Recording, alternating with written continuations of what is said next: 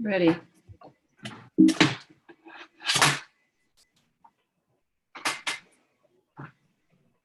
Okay, we're all here. Okay, I will call this meeting of the Committee of the Whole to order. We're meeting on Monday, April 6, 2020. The O.J. Roberts School District Board of Directors utilizes the Committee of the Whole meeting process as a way to consider agenda items as one large committee for the purposes of discussion and debate in full view of the public. It is generally not a time to engage for the public to engage with the board, but rather is a time for the public to observe the work of various committees. This is a working committee. We generally do accept comments in if there is time, comments and questions. Because we are in a virtual meeting situation, we have requested that comments relating to the agenda items be provided in advance. It's my understanding that we did receive one. So we will read that in its entirety. And if there's anything in it which we can address at the time, we will do so. Having called the meeting to order, I will turn the meeting over to the chairperson of the Building and Grounds Committee, and that is Melissa Booth. Good evening. Thank you, Mr. President. The only item on the agenda this evening for Buildings and Grounds is the approval of the draft of the meeting minutes from February 24th, 2020. I'm sure we have all read them. Do I hear a motion to approve? Or So moved. Thank you. Second? Second. Okay, thank you. Then the minutes are approved. I do have a very short comment I will make. And since most of this evening's meeting is devoted to next year's proposed general fund budget and resulted COVID-19 implications, we're not discussing the 5-year capital budget. We will be discussing the 5-year capital budget in the next Committee of the Whole meeting, which is scheduled for Monday, May 4th. COVID-19 has also had an impact on planning for summer projects in addition to long-term projects. Some of those summer projects which will be put on hold is the rendition, redesign of the high school library. Obviously, we will not be having the projected spring grouping for all the local township personnel, et cetera. And I am also assuming that we will not go forward with opening the East Vincent Elementary Library for the summertime. Okay, thank you. That's it. And back to you, Mr. President. Thank you very much, Elizabeth. I appreciate that. We will move on to item 3 on our agenda, which is the Finance Committee. Chair of that is Paul Friel. Thank you, everyone. First item agenda is the approval of the March 9th meeting minutes. Can I get a motion to approve? So moved. Second? Second. All right, everybody in favor? Approved minutes, we'll accept them. I'm sorry, just if I can interrupt for a second. Jackie, are you able to get all of these motions and seconds adequately? How about if I repeat them to you to make sure that I received them? I'm writing names down, but that's a good question, Mr. Minor. For the Building and Grounds minutes, I have John Deal and then Leslie Prophet. Is that correct? Yes. Correct. Okay. And then for the Finance Committee meeting minutes, I have Melissa Booth and John Deal, I believe. Yes. Correct. All right. Thank you very much. Good. Thank you. All right, so on our agenda tonight is the presentation of the proposed budget. Before we get into the budget discussion and presentation, I just want to make a comment relative to the COVID-19. Obviously, it's fluid situation, the impact on the budget that this might have. You know, obviously we budgeted, and Ms. Krimrine will talk about the assumptions that we made in terms of the revenue that this will impact. It's going to impact revenue this year and probably the following year, the nature of the way the taxes are collected and the impact, the economic impact from COVID-19. You know, that said, there's 2 components to the budget. There's the natural escalators, the contractual escalators that will, you'll see those increases highlighted separately than some of the discretionary budget. And what we've done is look to tighten the belt and to squeeze to balance the budget using that discretionary, those discretionary proposals. So the original budget presentations that you've seen in January and earlier There's an adjustment in those assumptions, and as Ms. Cromline goes through that, we'll highlight how we're addressing those assumptions of downward revenue for 2021, and obviously this will probably come back again. So with that, Ms. Cromline, I'll let you take over and give us the presentation. Okay, thank you, Mr. Friel. As Mr. Friel said, there are significant changes that have been made to the budget based on the assumptions that COVID-19 has thrust upon us. The budget is just one of many ways in which we're all impacted by this. Paul, would you mind putting up on for presentation the 2021 preliminary budget? Yep, that's it. And you can scroll right down to the last calendar page. The first thing I wanted to share as Paul is putting up the presentation is that we are going to push our budget approval back by 1 month. Normally, we provide the board with the preliminary budget in April, final approval in May, and that always gives us a little bit of cushion. Because the information is so fluid and ever changing, we really need to have the most current information available to us and in order to make those decisions. So we're going to have the preliminary budget come to you in May this year with final approval in June. Paul, is everybody able to see? We're on still page 1 of that, Paul. Right, Yeah. If you could scroll down to the calendar. the calendar page. Looks like it's not in presentation mode. There we go. Could you go one more page? There you go. All right, so we've adjusted the budget calendar. So in April, which is where we are, April 6th, we're discussing the revised budget with the implications of COVID-19. We're still planning to bring to you the proposed staffing allocations in April, but you'll see in our later discussion that we do have some decisions to make about that because we will need to make some adjustments to the original proposal. In May, we are going to bring the capital budget, as Mrs. Booth mentioned, and then the proposed final budget for discussion at the committee of the whole, because we will have some adjustments that we're going to be making between April and May. And then school board meeting, adopt the final budget resolution and publicly display the budget. And then June would be the June 15th, the final board meeting for approval. You can go ahead and scroll along, Paul. Thank you. Mr. Farrell mentioned this a little while ago. Our revenue assumptions have changed. I feel like they changed within a week, really. And I'll just review them briefly, but you'll see it in the numbers when we get a little further along in the presentation. The most significant impact to the state revenue is really going to be our loss in transportation subsidy revenue. We are not running buses right now. When we run school buses, we have an expenditure to our transportation contractor. And the revenue that we receive, a partial reimbursement for that, it's about 47% or so.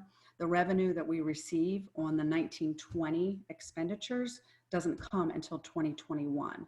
So the assumption we're using for revenue, and this could change, and that's why I say it's fluid, is that if we did not run school buses for the remainder of the year, we would lose approximately $609,000 in transportation revenue.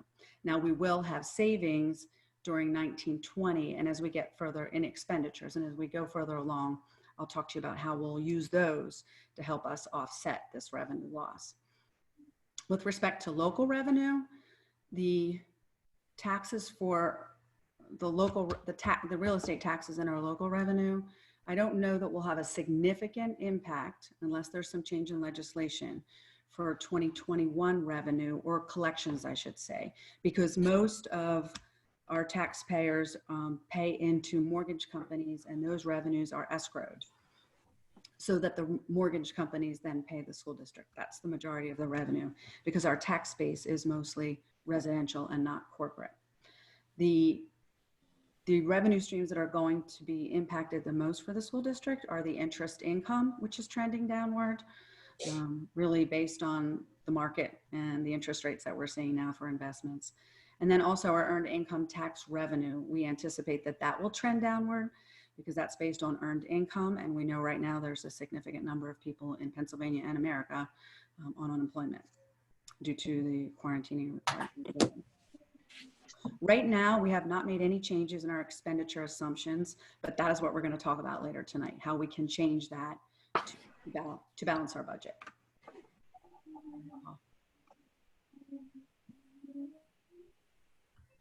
You've seen this slide before. We presented this in January, and I haven't really changed this slide. I just think it's really important for people to see the different, I'll call them buckets, of money that the district has to account for funds.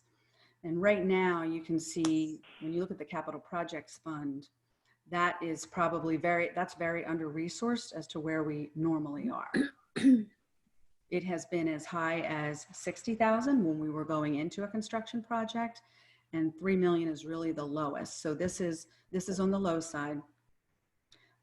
Generally speaking, I would like to see this around 10 million or so more because, for example, just the chiller project alone for the high school, when the chillers failed, that's a $2 million project. So in order to handle some of the significant repairs and maintenance that come along, sometimes unanticipated, we plan the best we can.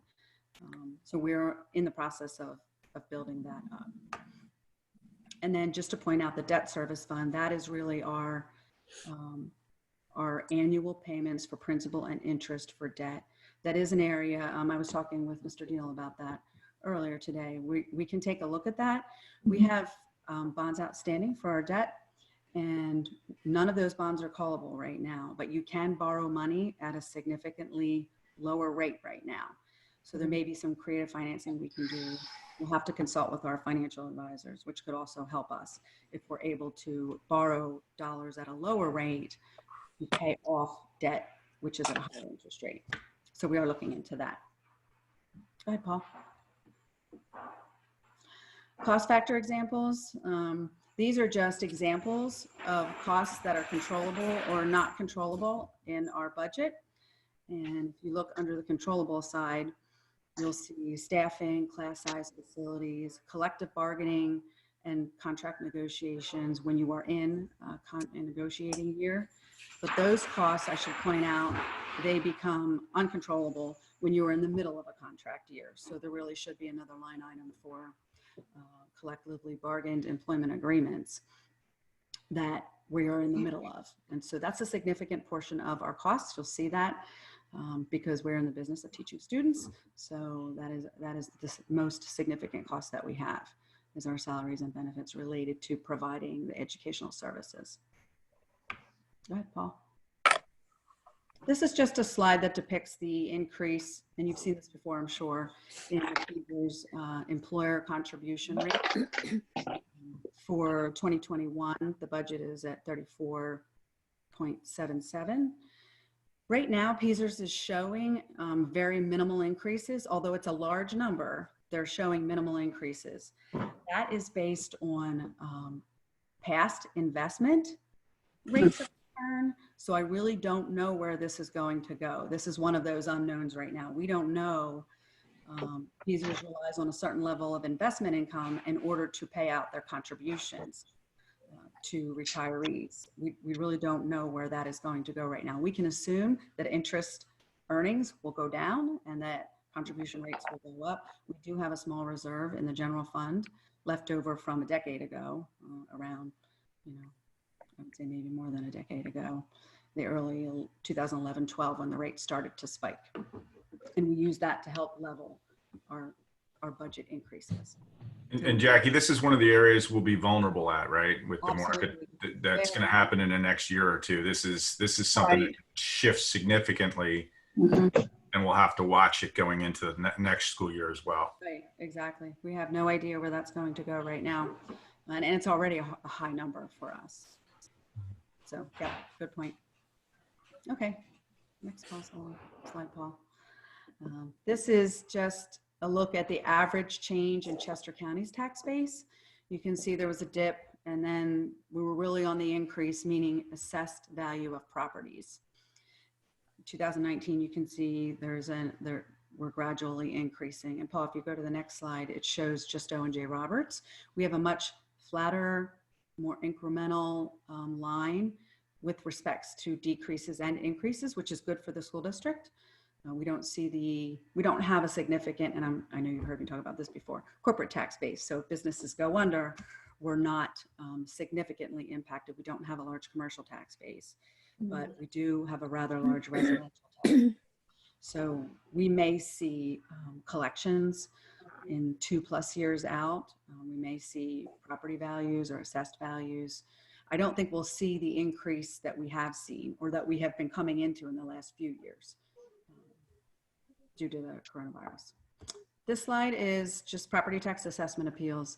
This is from the 2018-19 tax year. We're never really very different. This is consistent. We're one of the higher property tax appeal school districts, and that is also because we have residential property owners. We do factor this into the budget. This slide is the special education costs over a 10-year period, and it's really just depicting in the blue, you'll see that is the revenue that we receive from PDE for special education, and the red bar really depicts the expenditures, and those are reflective of state mandates that we have. And that gap is growing. Okay, this is the general fund. This is the summary of where we are right now. We revised our budget assumptions for COVID based on, you can see in the local, a little bit earlier, earned income tax revenue and interest income. The reduction to our revenue budget is about $825,000 for those two line items alone. And that is from the original preliminary budget that we shared in January. So that's $825,000 on the local sources. We spoke about the transportation reimbursement from PDE that we will not have, most likely, based on assumptions as of today, $609,477. Federal revenue, that really hasn't changed, and we are expecting a small uptick in that for access. Thanks, Paul. Responsibility cost center summary budgets. As I said before, we have not revised the expenditure budgets because that's what we're going to be talking about tonight. So when you apply the reduction in revenue to where our expenditures were proposed at, we now have a budget deficit or a gap that we really need to fill of approximately $1.4 million. And I think it's important to point out, we can always go over this later if the board would like us to, but if you look at the operational support cost centers, that is primarily made up of cost centers such as facilities, business services, transportation. You are going to see a savings in expenditures for the current year because we are not physically operating. We're in a virtual world right now. Those, for example, I'll just throw out a few examples. In facilities, you'll see utilities. Our utility costs are going to go down. In transportation, our transportation contracted carrier costs are going to go down for the current year, 2019-20. We have a board policy that requires us, if we have any budget savings, we retain a small percentage in the general operating fund, and then the balance is transferred over to the capital fund to fund future capital expenditures, which support things like technology and our educational program with the devices that we deploy to students. It also is for capital security cost items, as well as facilities. So if you go to the next slide, Paul, well, there's a couple more slides in between. This is just sharing what our tax rate increases have been historically, and the blue is where the preliminary budget is at today, which is 2.6%, which is the index. And then the next slide is just showing, for example, our expense per student from a countywide level. And we're just putting that out there to give you perspective, but also know that schools may include certain things in their operating fund versus their capital fund. So this may be calculated a little bit differently for every school. And the next page, this is where we're really going to show you what the impact is on our preliminary budget as a result of the change in the assumptions from the coronavirus. So our reduction in revenue projection is approximately $1.2 million.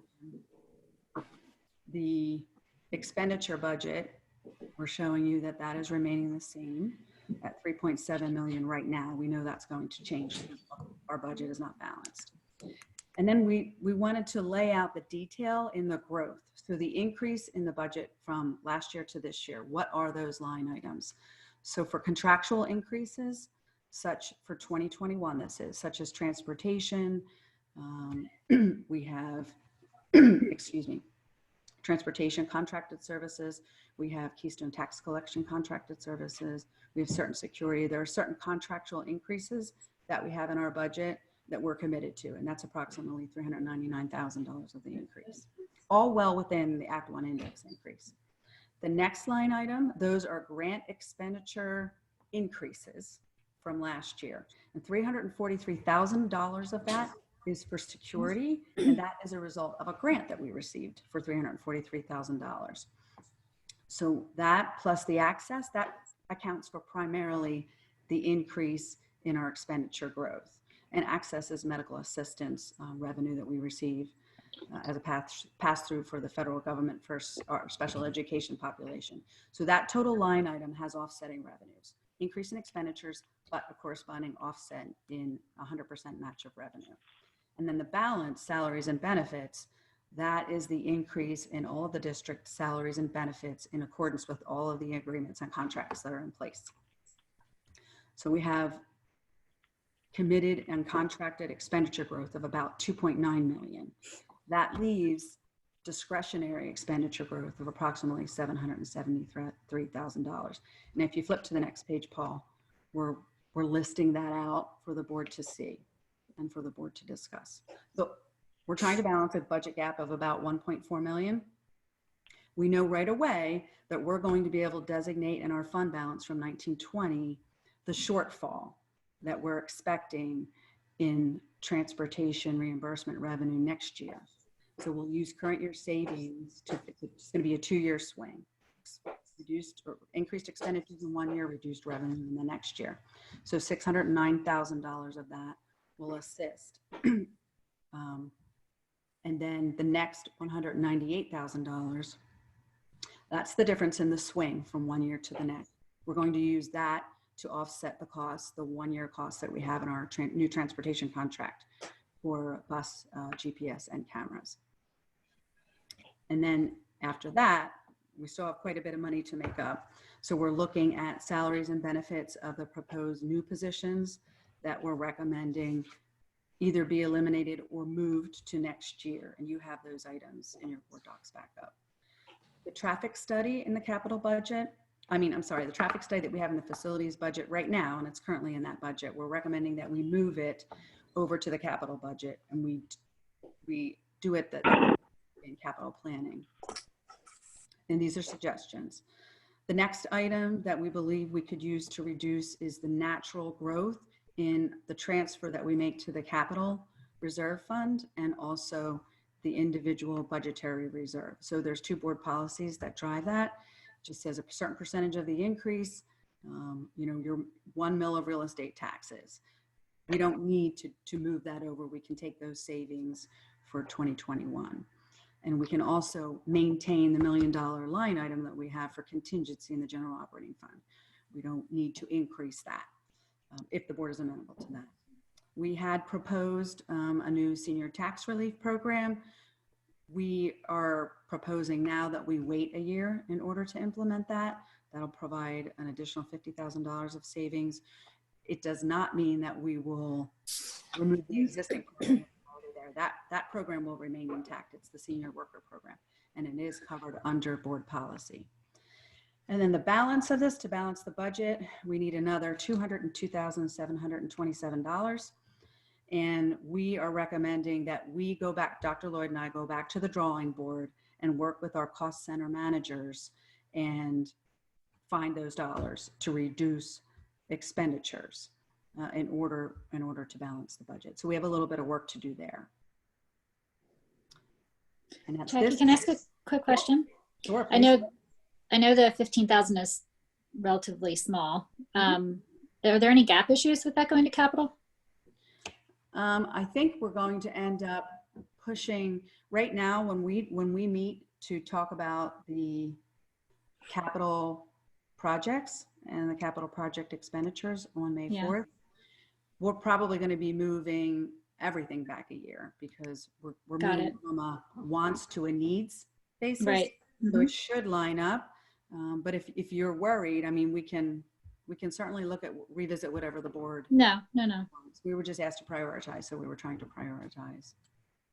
I'm just going to jump in for a moment. I am concerned that we are going to have to spend more on curriculum and special ed with just because of the COVID-19 online learning. I think I'm just projecting in my own mind that I think we're going to have to expend some extra funds to bring some students up to par when the fall comes. So that's in my mind that we may need to find even more savings than we're looking for right now, because I expect us to have to spend a little more than we're anticipating on our curriculum and remediation of students' needs by the fall. That's just something that's been weighing on me. I can share that the board set up a policy several years ago to budget for contingency.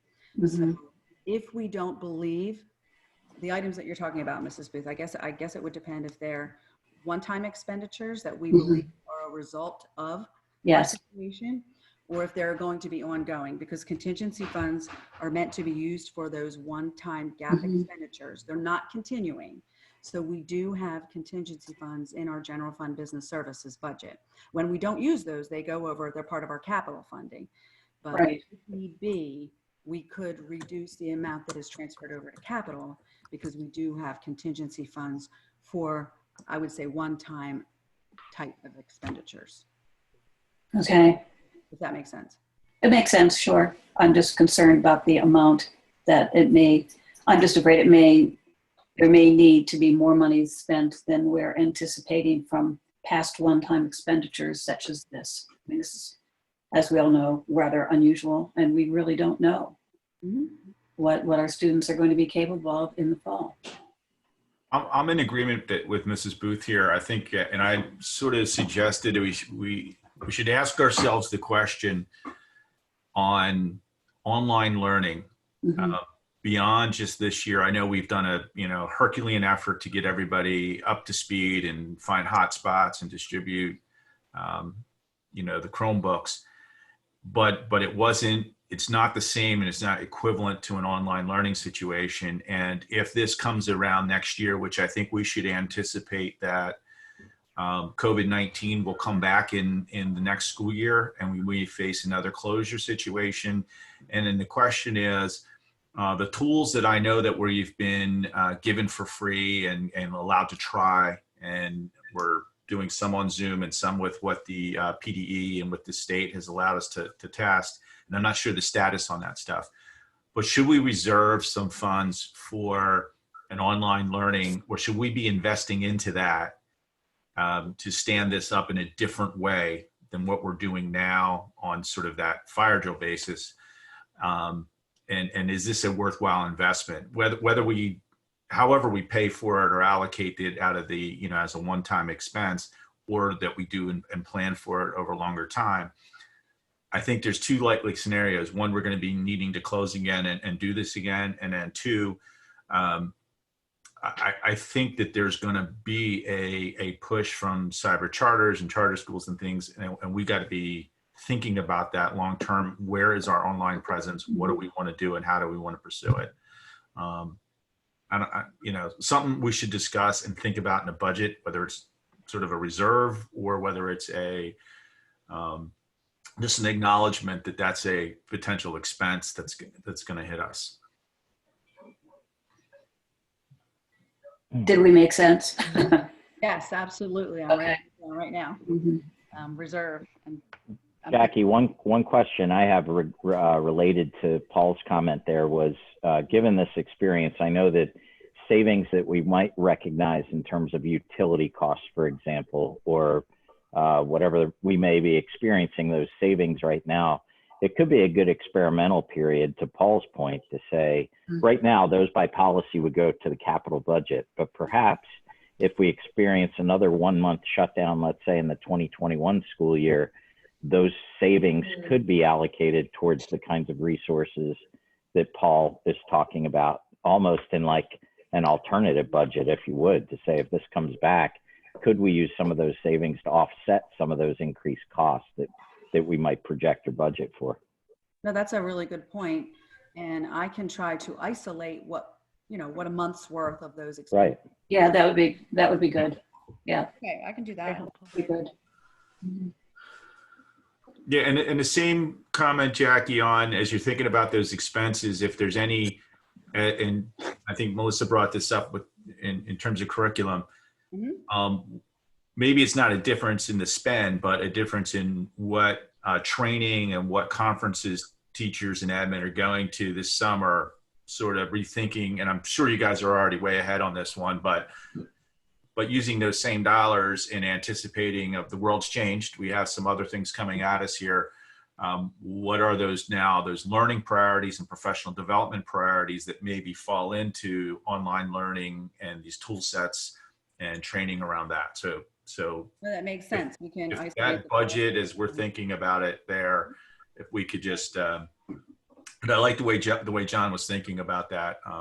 We're going to have some savings this year that by policy would go to capital, that maybe we put into reserve first and have a stopping off point before it hits the capital budget to say, hey, if in fact this happens, this is how we're going to utilize those dollars. That's a good idea. What we can do is we can capture all of those costs, from now until the end of the year. And then when we do go to close out our books, I can bring that to you and we can make the decision then. Like, you don't even have to make that decision now. Okay. It's still on the balance sheet. And I can say to you, here are our COVID-19 savings from 2019-20. Would you like those to flow over to capital per board policy, or would you like to waive that policy? And would you like to designate an amount in fund balance that we hold and then use for next year? So there are several possibilities.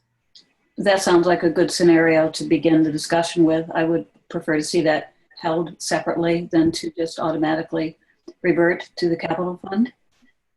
And having our plan laid out of what we expect to have to fund should we have another school shutdown next year. That should save everybody time and frustration, Right. if it does happen. Right. And even going forward, as Paul and John both said, the world's going to be different. We don't know what the parameters are going to be that we need to respond to. And I think it's, use the opportunity to move forward in that direction. And I would be firmly convinced that moving it to a separate fund to save for that contingency and preparation is probably a good thing to look at. Hey, Jackie, another question I have for you. Just help me understand from a timeline standpoint. I guess one of the things that concerns me is that expenses are totally within our control, right? We can make decisions other than those that are mandated. Right. We don't control revenue. When will you what's the timeline on understanding how accurate your projections might be on revenue? We should know how we're tracking in August. So we issue our tax bills in July, and the majority of our folks, they do take advantage of the 2% discount. So we should really know in August how we're tracking. We will know by the end of October, because that's discount and flat amount. Everyone else will be in penalty. So we really know pretty well in advance of halfway through the year. And we turn over our taxes to the county by January 15th. So we know everything by then. Well, I'm also concerned with what the Act 1 index may be next year. It may be very flat. There may not be any opportunity for a tax increase because the Act 1 index may be leveled at 0 or very small increment.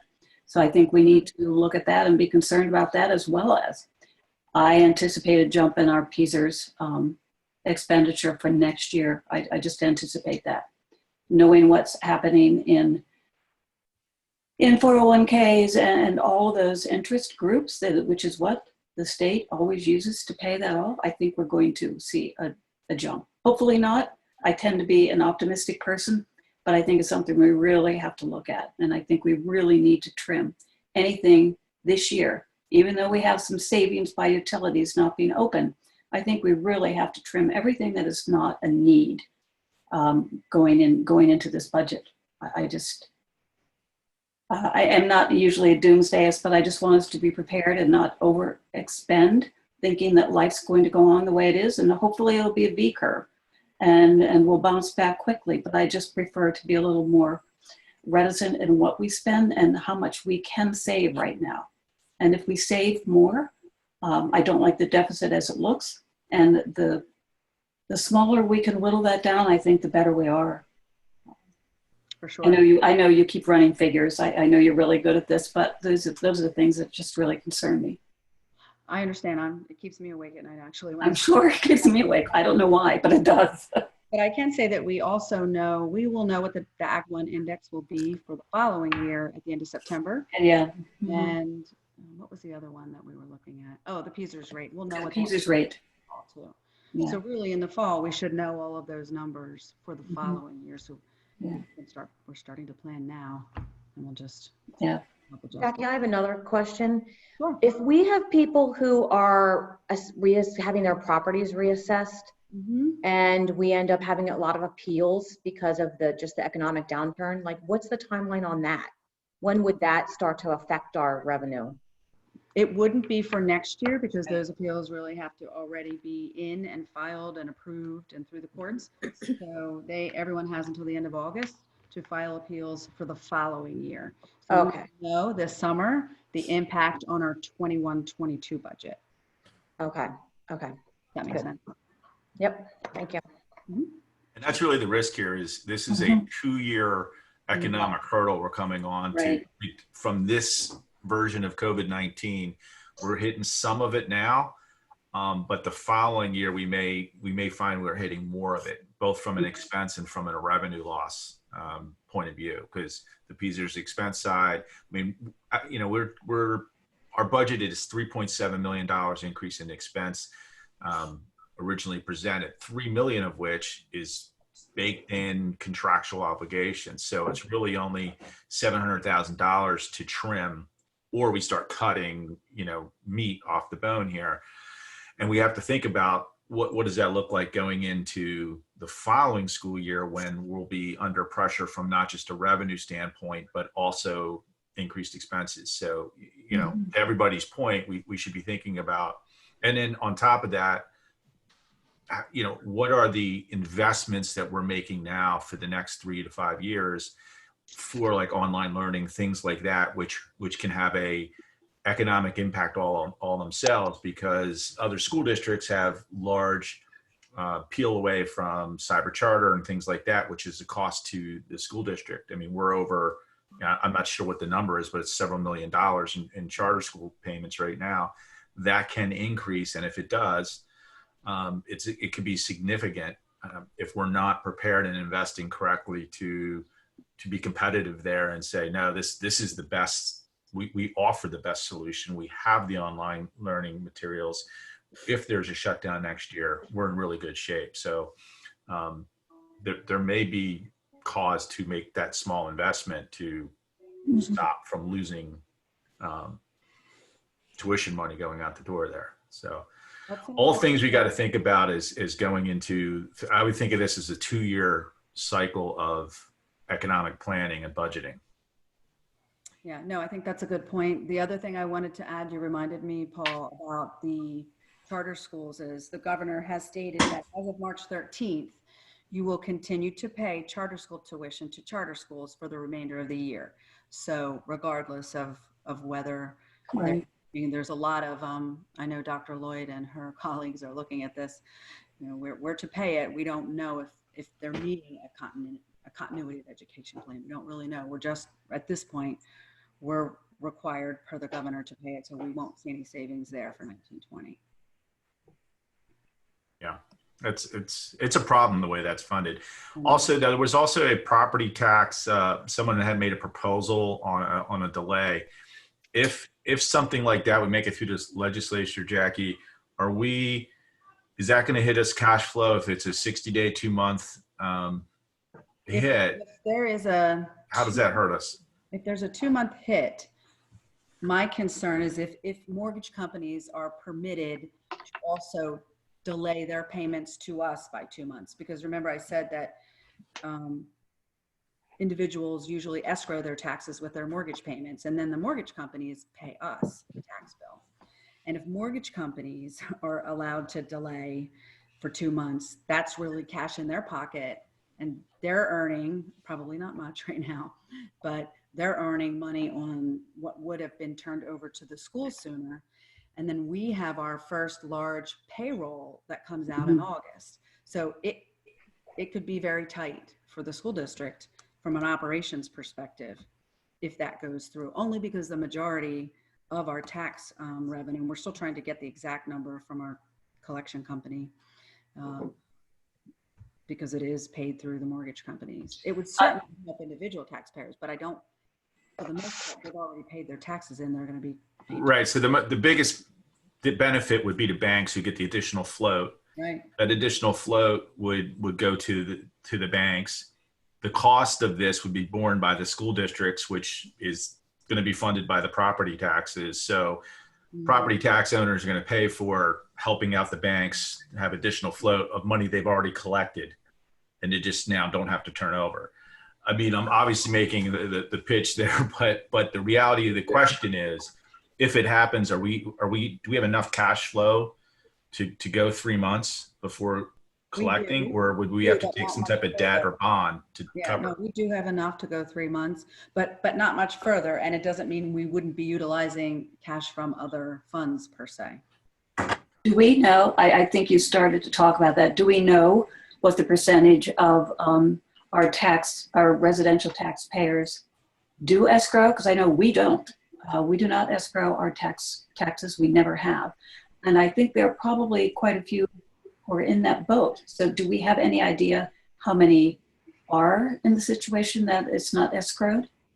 I'm trying to get my hands on that information, Mrs. Booth, because Keystone collects our taxes now. Right. We're just receiving the funds, and they don't track whether it's a mortgage company that pays Okay. or whether it's the individual. They just credit the individual's account. We used to do our own tax collection. I know. I can go back a year or two and get you those statistics. Yeah, I'm curious. You'll have the same problem though, whether the banks are collecting or you're not escrowing, is that the risk is that if you don't have to pay your taxes till September and still get the break, everybody's going to do it. You get the float then instead of your mortgage company. Right. Correct. I feel better about individuals having the float than the mortgage companies, obviously. But even the mortgage companies may not have it if people don't have to make the payments other than what was paid before the recess. Right. So you have to see how it develops. Mm-hmm. Yeah, that's a good point. For sure. So we interrupted your flow of your presentation, Jackie, with a lot of questions. Okay. It's okay, that's fine. I'd like to hear the feedback and the comments from the board because it gives us direction on what we need to do next. And we're obviously still working, between now and May to trim the budget, and we'll be getting to, back together with the cost center managers. We know we have a minimum of over $200,000 savings that we need to find, plus taking into consideration some of the other comments that you made. Is there anything else that the board wants us to prioritize any differently than what we have or what we've shared in trying to balance the budget? Do you have a presentation on the administration's list of priorities for things that we had? Sure, Paul, can you put that back up, please? It was the last slide that we just reviewed. Right, but I didn't see some elements in there. I mean, it seemed to be kind of, oops. Oh, there it is. Okay. Right there. So this right now is how administration would recommend that we close the gap, but we are looking for input from the board. At the last, as a matter of fact, at the last meeting, the Buildings and Grounds meeting, on page 3, we had contemplated a certain amount of money for a transportation consultation and also a study, and I don't see those listed particularly. To me, I think they should be delayed until we know a little more and not put in this year's budget anywhere. I think they should be delayed until at least next year and hopefully get that back on board. That's, you So know, I think the traffic study is in here and it's moved into the deferred to next year and combined it with capital. And it's suggesting going with the capital plan when you do the feasibility study. okay, so that's deferred. I just don't see that in particular. It's the 15,000, Melissa. Okay. Yeah, it's right. It says traffic study moved to capital budget. And Oh, combined that traffic future study capital moved. planning. Okay, moved. Moved with the anticipation of it going into effect next year. Yeah, or whenever that project's done, right? Whenever that project starts, which were the projects that we were discussing, French Creek, some of the traffic pattern. Right, yeah, there were two different ones, the traffic pattern for 23 and then also the one for French Creek, Right. correct? We're just saying we're going to have to do one then. We can remove it out of operating, include it with capital when we do that. Okay, Trustee Mrs. Booth, I just want to make sure I'm clear. On that list that you just shared, I know those are the administration's recommendations. Were there other expenditures outside of that list that are not simply cost center savings that we're going to go back to look at, like other programs, just so that we can see what we're opting to fund next year? Can you? So those are the things we're saying we should defer on, or we should push out a year. But are there additional items that we're still trying to save for this year that, let's say the cuts do have to go deeper, that we would know where we need to go? Right. So this is how far I got. okay. With you. We're asking a lot of you. In a couple of weeks, our whole shift changed here, and then we've just worked really hard to get to this. And we still have some work to do on the 200,000. But we can certainly, Dr. Lloyd and the team can certainly go back and see beyond this what there may be. This is just today. I mean, I guess anything else you find just decreases the amount you have to find in the cost centers, right? If we accept the list of existing items that you found. Right. And it's, most of what's existing is either contractual or it's part of an educational program or a service that we're already providing. So that's why the easiest thing to do is look at the discretionary items that were added to the budget this year. So that's the first thing. And that was my guess, that we already captured most of the new discretionary items, but if in time when you get the chance to look at it, if you could just verify it. Sure. That'd I'd be fine. happy to do that. Sure. What about all the funding for like activities that didn't occur this spring, like coaches and all the extracurricular activities that didn't occur? Do we have that as savings somewhere listed, or what's the plan with that? At this point in time, we do not, because they're contractual obligations, and there is some guidance that is coming out from the solicitors that is requiring those payments be made, because we're being required to pay our school employees as if COVID-19 did not happen. So there are lots of webinars going on right now about that. So we're still sifting through some of that information. Okay, so like, for example, we have coaches and advisors who are not teachers.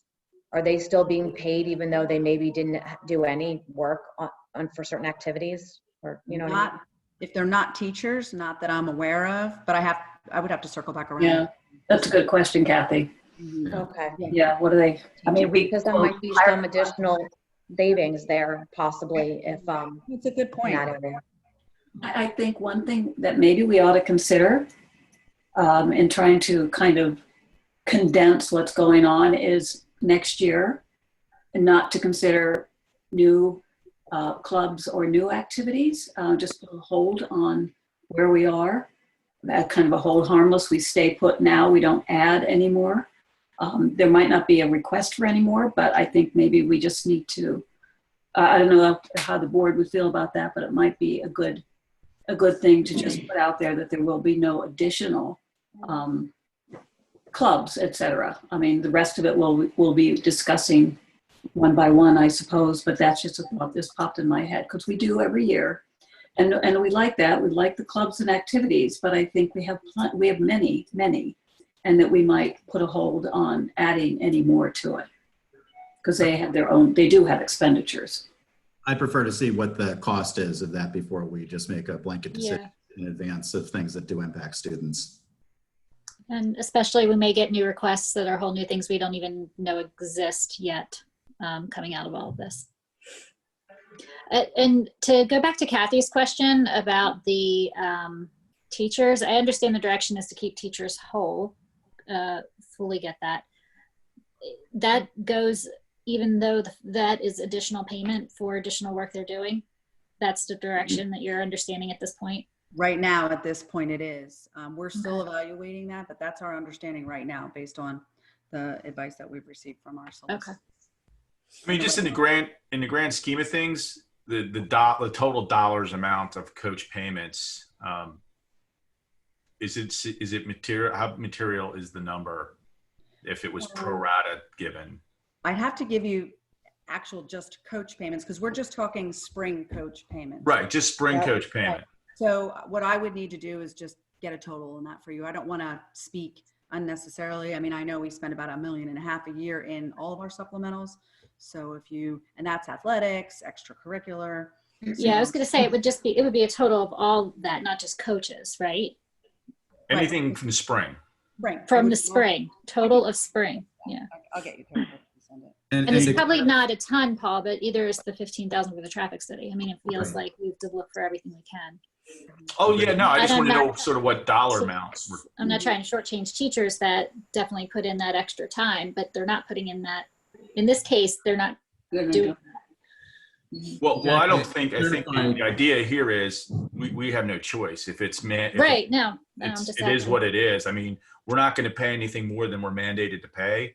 We're not going to pay any contractors or contracts beyond what the law says we have to.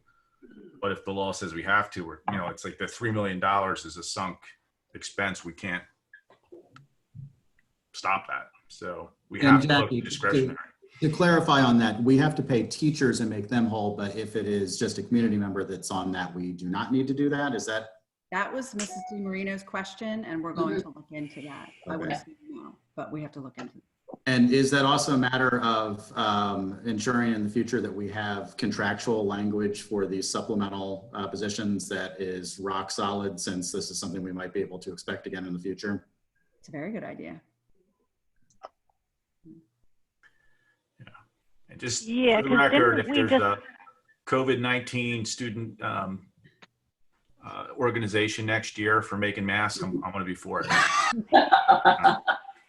I would Discussion. approve that. And didn't we just have some discussions around spring coach approvals? And I thought that during that discussion, we were told that the cost would only be if the spring sports season happened. And that absolutely was true on that date. But what So happened? that has the changed. governor, Okay. subsequent to that, issued legislation that changed our world in many, many ways. So it's part Yeah, of. so we approved it, and maybe we would have held off approving that I had we believe had the we're- information that we have now. I think, are you talking about the fall though, Mrs. Munson? The fall approvals? I thought it was spring coaches we were approving. I'll check on that. I thought we were approving both some spring and It fall may have been both. coaches. There was some Right. spring and some fall. Yeah, Majority fall. right. There were some changes in the spring, but So can you just clarify for me one more time? So you are saying that the legislation is absolutely requiring that teachers who are supposed to coach are supposed to be paid their supplemental even if they did not do that sport? Or are you saying it's not sure? We're not sure right now. We're receiving, I'm sorry, I need to plug my computer in. We're receiving conflicting information from solicitors. So we are requesting clarification on that item because Okay. some solicitors have said, yes, you must pay the supplemental payments that are in the collective bargaining unit because we've negotiated those items just like we have contractual teacher pay. So. Okay. Well, I definitely think we all want to just make sure we have that completely clarified. And also, as I said, people that are not teachers, who never started, an activity or whatever. Yep. Right. Absolutely. We'll get that clarified. I mean, we're waiting for that clarification. I mean, we want that to be clarified as well. Okay. And if there are any coach positions on our next meeting, yeah, I don't know that the board will feel like we're able to approve it if we don't have that answer very clearly. Yeah, I'm I thinking, agree. We don't have enough information. Yeah, there won't be any on the next board meeting. hope not.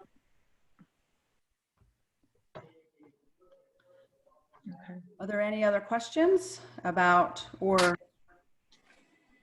any recommendations as we? Any other question, Jackie? If we find out and we come to August and our revenue looks uglier than we're thinking, what's the next step? And I think a little bit to John's point, what's the, we're balancing this based on the assumption that this is going to be where our revenue is. If we find that we're a little soft in that revenue, what collectively mechanisms do we have to do to go back and cut? And we have been through this before. Right. We try to project as best we can, but if we're in a situation where our revenues are not coming in to where we projected them, we are in a major belt tightening mode. We're telling all cost center managers to reduce by X%. Dr. Lloyd will have a meeting and we'll all be brainstorming around the room about what do we not need to spend in order to balance the budget. So thankfully, we usually have enough time in order to do that. We try to prioritize, and we do prioritize educational programming first. So whatever the least impact to the student is, that's how we always prioritize any cuts that we do. It sounds like a good brainstorming session to get an early start on this year. Mm-hmm. And then Jackie, you didn't mention how every year we do freeze our budget in March. And Yes. So in years where we've had what Paul's just describing, we have had to freeze our budgets in the fall. And so there's just no more spending Right. at that point. That's a good point, Dr. Lloyd. Every year we freeze our budgets in March because we should have everything that we need to teach for the year by that point in time. So we really don't allow. Oh, yeah. I'm glad to hear that. I had forgotten about that. So right now we're in a frozen budget scenario. Yes, we have been. So one question I just know, because this just came up and it may be a little bit off point, but we talked about, and this a couple I saw emails and some stuff on social media on the graduation. I know we just had a meeting with parents or a Zoom or presentation with parents and talked about Ludwig's Corner and doing something offsite. Can you just, you may not have a cost, but I think, is that a minimal thing, or is there some budget implication to doing this if we did this? And just take a second to tell us about the graduation. Right now, the high school plans the graduation. So we would work in conjunction with the high school administration and Dr. Lloyd to plan whatever graduation is and to cost that out. So right now we do an outside, the reason I said it would most likely be minimal is because we currently do an outside graduation. Mm-hmm. We bring in better sound equipment. We have the stages. We do an outside graduation already. So we know what that costs. That's an ongoing cost. Annually, it's already budgeted. But we would work with the high school administration on what that would look like. And I'm sure they would further brainstorm with parents and other stakeholders about that. Are we, a question for the high school administration, if the planning is going to be happening, this is a culminating event and one of the bigger ones for, obviously it's a culminating event for seniors. Are we sticking with our dates simply to stick with dates, or are we considering other options that would allow us to provide an equivalent experience even at a delayed amount, a delayed date? That's a good question. How are we going to reach a final decision on this, and is it just going to be based on picking a date rather than picking the quality of the event itself? I think that the plan is to stick with the date that's been publicized all year, because that's the date that the parents are familiar with and have made their vacation plans around. So I believe that that's the thinking behind that. Well, we've changed many other things based on the COVID crisis. So has that decision been made that the date is the date, and regardless of whether it's got to be virtual or something else, that is the day that graduation is occurring? Well, the board did vote to change the calendar, and so graduation is that date. So that's the date that the high school has been working with. So if the board is interested in changing the calendar, we can go back and revisit it, but that's the date that the high school administration is working with because that's the date on the calendar. I would throw out that this is actually, my daughter made an interesting observation that one of the things we threaten our students with is that if they don't do a good job, they can't graduation, yet it looks as if we're going to be doing something where we're actually inflicting that upon the entire student body. So perhaps some additional thought to whether or not some, as virtually every college in the country is doing, providing diplomas on the appropriate date so that they are officially graduated, but having a more traditional ceremony where everybody can do what they normally do later on might be something that is considered down the road. Yeah, because if it's between, having a graduation ceremony and not having a graduation ceremony at all, I would think that there'd be a lot of people that would like to attend a graduation ceremony at a later date rather than some virtual something or other. Obviously, we have no idea, but. Right. I agree, but a little early, I think, to get into that. I think we should keep it as an option, depending on how the next few weeks progress. I think we'll know more. Yeah, I think that makes sense to just I agree entirely, unless we somehow get ourselves painted into a corner where we then say, well, it's now so far down the line, we can't change anything, and this is just the date and we're stuck with it. So that's why I think it's important to start having that discussion for what the alternatives might be, where we don't deny people their degree because they've earned it. But if there's a way that if it turns out that, a month's delay allows everybody to actually get together in our state as always do, with the exception of rain, and we get together in an auditorium, that we have the chance to do that for our kids this year. I agree. I think we should keep that in our back pockets and see what the next couple weeks brings. Have that as an option.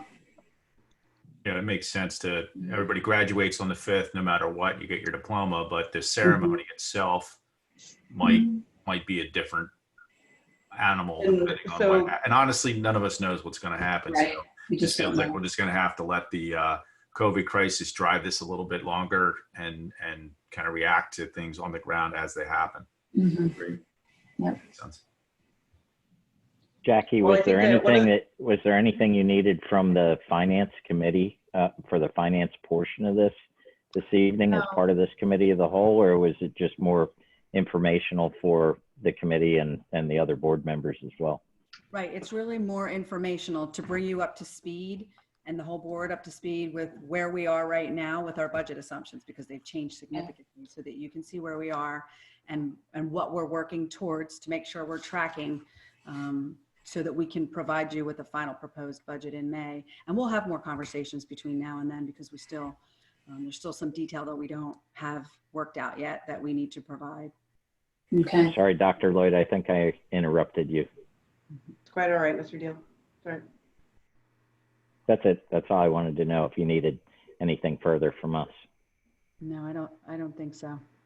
We'll be reaching out if I do though. You have a spare 709,000, John. Jackie. Awesome. For accepting Spend today. Spend. Paul, I think Ken was trying to jump in, but his mic is muted about graduation. I just want to check with him. Was that a yes or a no? Or you don't need to? That's not appropriate for this conversation. This is Okay. this is a finance committee conversation, and Mr. Minor, I believe, has public comment on this session on this.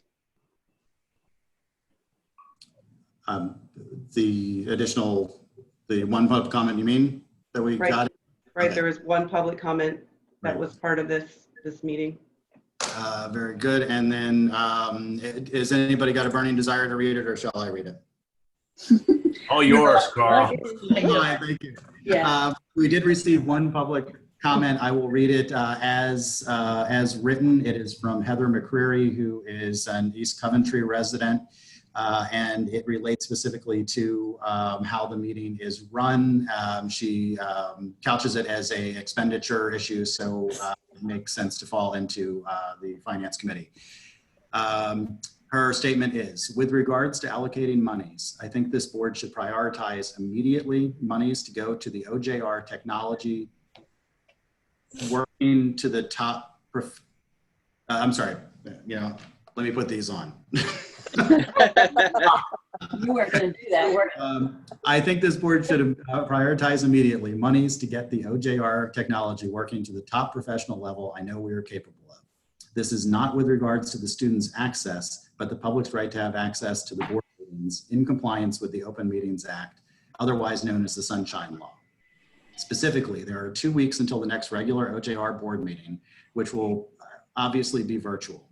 The ability to live public comment has not been taken away at other school districts, and this board should take a look at Springford's, Pottstown, and Unionville's platforms. One of the issues here with OJR and the problem on March 24 was we had, as a district, not been doing live streaming as had other districts. We are behind. Springford had a curriculum meeting on March 26 and advertised plainly in their district website for a week in advance how to access all 3 platforms that the meeting would utilize. These were the Zoom platform, the Ram Country Live TV, also known as YouTube Live, and thirdly, Facebook Live. When their Zoom filled up with the limit of 500 people, the spillovers could join in on Facebook Live. In fairness, Springford's YouTube did not work that night either, but there were 2 backup methods. Live public comment was still taken. This board has 2 weeks to figure out the best way to allow public access and compliance with the Open Meetings Act, especially important with finance issues and the board and budget, which will be discussed. With respect to the topics of the budget, it would be helpful to indicate on the attachments which areas will be affected by COVID for the public, and considering the focus on athletics in this district, it is time to consider pay to play to generate revenue. We are in the minority of schools that do not use this, and we're about to go into hard times that do not justify skimping on academics. Thank you, Heather McCreary. And that is the extent of her comment. I will offer just quickly an observation that I've been watching many different districts, and some do it exactly the way we have done it. Others do it differently. The ones that did it differently, I don't know, necessarily ran terribly smoothly. I saw a couple that were actually not terribly well herded cats. So I think this has worked reasonably well. It would be nice to come up with some way that people can do live commenting, and that is something that I know the technology department has been looking at, but we need to balance that with the capability of actually getting it to work right. So those are just my observations on the comment that are there. I don't know if anybody else has any thoughts. Yeah, I don't disagree, Carl. I think if you could figure out a way to do live commenting that's controllable. I watched the Springford one, and it kind of came off the rails at a certain point, just because it was so much with the chat and with the stuff. So I think if we can figure out a way to manage it, I'm all for it. And then just a quick comment on the part of the budget that is affected by COVID-19, all of it. It's just we're gonna have to take a hard look at the whole thing. So obviously not a laughing matter, but a good point. But yeah. Is there anything else that we have to cover in this meeting? Looks like we've hit the end of the agenda as far as I can tell, unless I'm missing something. Mr. Minor, PSBA held a webinar last week about virtual school board meetings, and public comment was a big part of that. And the recommendation was that if a school district was not going to have live comment, that they provide an opportunity that is very similar to what you would do at your regular board meeting. So as you know, we have 2 opportunities for comment, and so you still need to allow 2 opportunities, and that people should submit their comments in the same format that they would present their comments if it were a live meeting. So based on the information that I heard at that PSBA webinar, the format that we utilized for that last meeting met that criteria.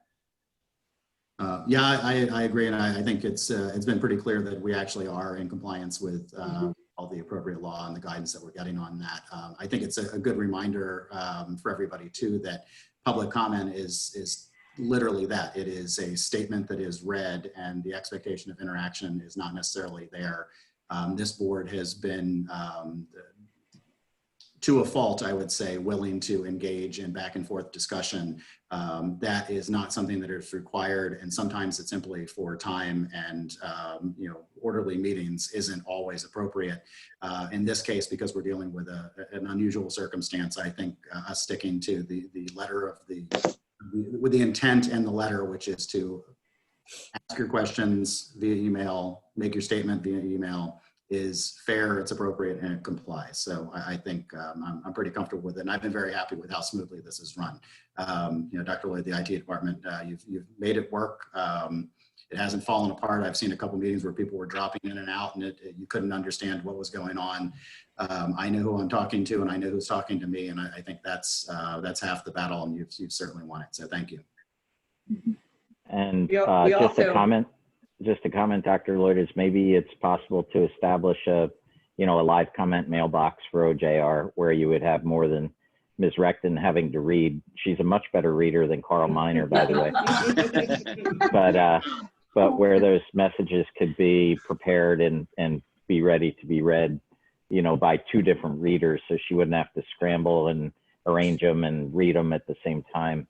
Just an idea. But I actually benefit a lot from the public comment. It makes me think about things differently, and I kind of miss it, to be honest with you. I agree. Yeah, and I guess my concern that I think I voiced before is that if we don't have public comment at the end after we've had our discussions, then there's no opportunity for them to react to the discussions that we just had. And sometimes, the discussions that we had change people's opinions. Like we've had people comment at the end, I came in here prepared to say this, but now I'm going to say that. Us as well. But yeah. Yeah. Well, it's entirely the will of the board, how you want to handle it. My point is just that what the board did for the last meeting and what they did tonight is acceptable. And we followed the direction of PSBA to do it tonight.